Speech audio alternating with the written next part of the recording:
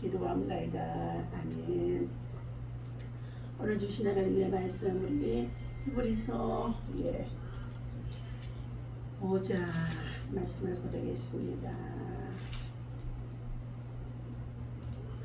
네, 7절부터 10절까지의 말씀을 우리 함께 보겠습니다.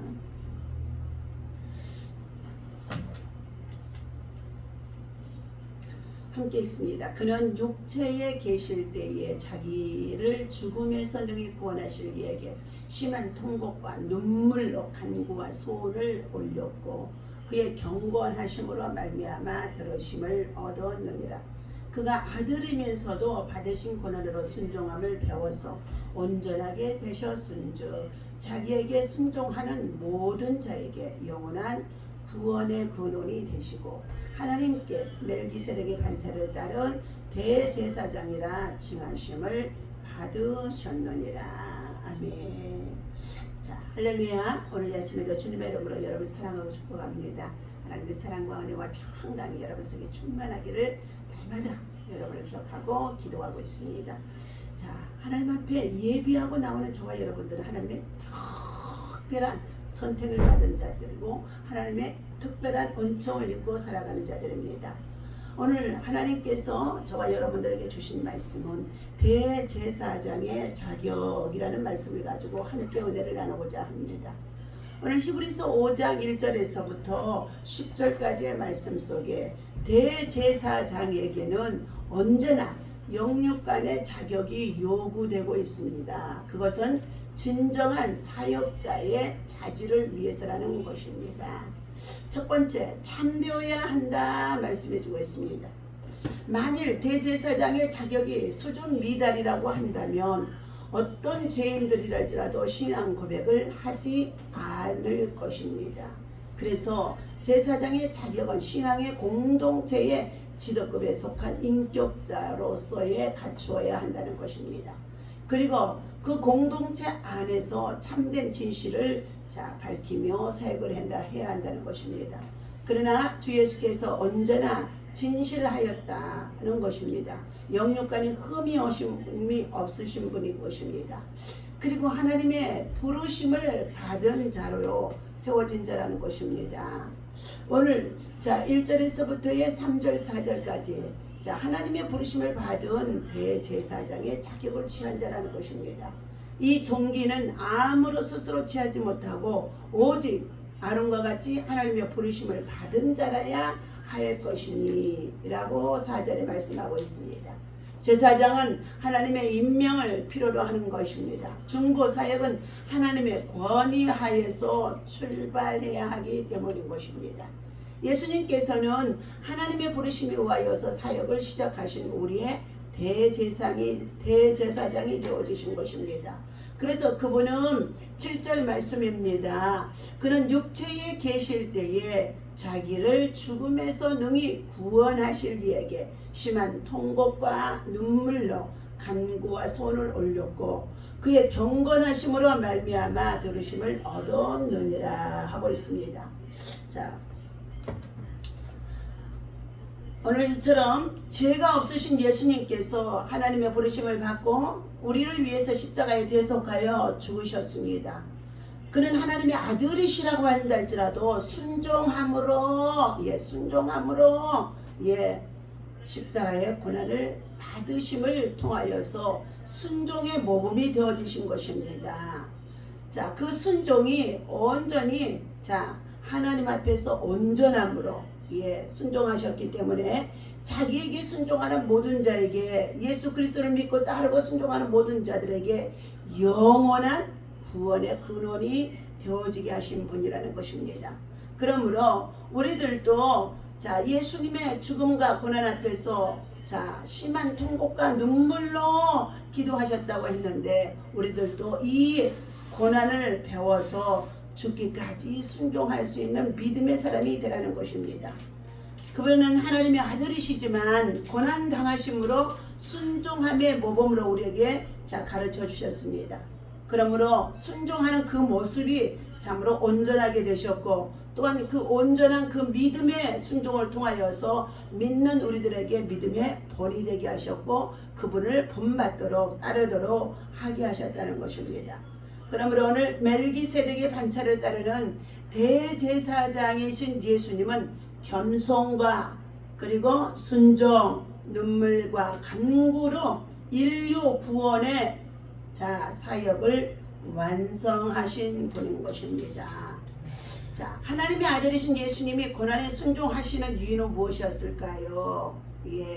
하나님의 아들이시라고 한다 할지라도 하나님 앞에 순종함으로 믿음의 본을 보여주셨고, 온전히 순종함을 통하여서 장차 예수 그리스도를 만주의 주가 되시고 만왕의 왕이 되어주신 예수 그리스도 앞에 영원한 구원이 근원이 되게 하기 위함이신 것인 줄로 믿습니다.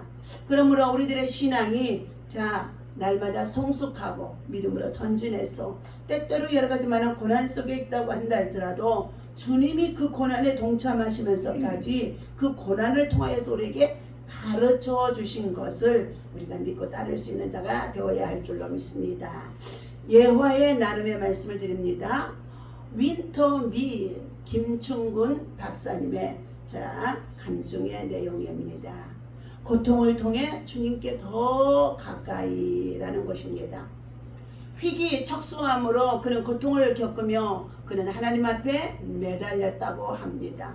하나님은 자녀에게 감당할 수 있는 고통만 허락한다고 하셨는데 저는 감당할 수가 없습니다 하고 기도했다는 것입니다. 차라리 저를 데려가시든가 아니면 그 고통을 없애주세요 하고 얼마나 김충근 박사는 울었다는 것입니다. 그런데 그 고통에 지쳐서 자리에 누워 있었는데 꿈속에서 강한 주님의 음성을 듣게 되어졌다고 합니다. 고통을 피하지 말고 끌어안아라. 고통을 경험하며 많은 열매를 맺어 승리의 계가를 부르고 하나님께 영광을 돌릴 뿐만 아니라 고통받는 이들에게 생생한 간증으로 위로와 소망을 주어라 하는 이것이 하나님의 음성이라고 그는 깨닫게 되어졌다고 합니다. 예수님이 인류 최대의 고통을 겪으신 십자가에 정말로 죽으심의 고통이었습니다. 우리는 다 어떻게 되어졌을까요? 그런데 예수님은 극한의 고통을 당하시고도 그는 죽으셨고, 그리고 죽은 자 가운데서까지 순종하며 나아갔더니 하나님이 3일 만에 다시 살아나셔서 우리에게 부활과 그리고 생명과 소망을 주신 것입니다. 아무 고통을 겪으며 나는 자상하신 주님이 나를 업고 그 고통을 같이 겪고 계심을 느꼈다고 그는 간증했습니다. 어린 자녀가 아플 때 보면은 아이의 아픔을 함께 겪는다고 말합니다. 차라리 대신 앓고 싶은 마음으로 아픔을 견딘다고 말하고 있습니다. 하나님도 그분 자녀가 고통 속에서 실험할 때 그와 함께 하심 속에 있습니다. 나무가 추운 겨울을 지나야만 봄을 맞이해 잎이 나고 꽃이 피고 그리고 열매를 맺듯이 하나님의 자녀도 고통을 겪으면서 하나님과의 깊은 교제를 통해 신앙이 성숙함으로 열매를 맺을 수 있다고 말했습니다. 고통을 통해 예수 그리스도의 십자가를 더 깊이 체험하고 부활의 소망을 갖게 하신 하나님께 감사와 찬송을 드리며 고통을 통해서 더 주님께로 가까이 나아가서 주님을 의지하고 기도하는 자에게 주님께서 그를 채찍에 맞으심으로 너희는 나음을 입었다고 말씀하셨으므로 인하여서 그는 확실하게 고침을 받고 많은 자들에게 간증이 되어졌다고 고통을 통해 주님께 더 가까이 나아갔던 김충근 박사의 간증과 예화를 드렸습니다. 너희 중에 고난당하는 자가 있느냐? 너희는 주께 기도할 것이요. 주께 기도할 것이요. 즐거워하는 자가 있느냐? 저는 주께 찬양할 것이라고 말씀해 주셨습니다. 오늘도 우리 예수님께서 육체에 계실 때에 자기를 죽음에서 능히 구원하실 이에 심한 통곡과 눈물과 간구와 소원을 올렸고 그의 경건하심으로 말미암아 들으심을 얻었느니라고 오늘 히브리서 6장 7절의 핵심 말씀을 통하여 사랑하는 저와 여러분들, 우리 예수님도 육체에 계실 때는 말할 수 없는 고통을 당하셨다는 것입니다. 그러나 우리를 능히 구원하실 자가 되어주신 예수님의 십자가의 고난을 통하여서 부활의 영광도 또한 치유와 회복도 있어진다는 것을 믿고 날마다 오늘 믿음으로 하나님 앞에 나와 예배하며 기도하면서 승리할 수 있기를 예수님의 이름으로 간절히 축원합니다.